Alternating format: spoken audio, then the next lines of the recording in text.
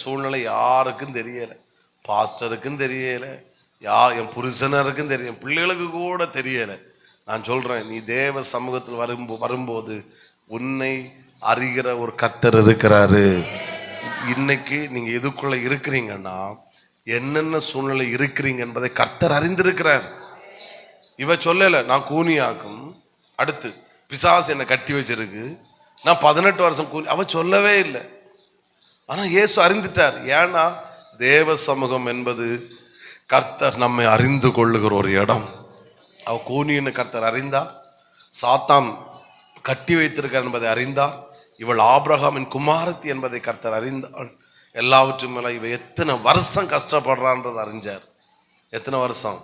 18 வருஷம். ஆமே. நீ எங்க உட்கார்ந்துருக்கிற தெரியுமா பிரதர், சிஸ்டர்? நீ எங்க உட்கார்ந்துருக்கீங்க தெரியுமா?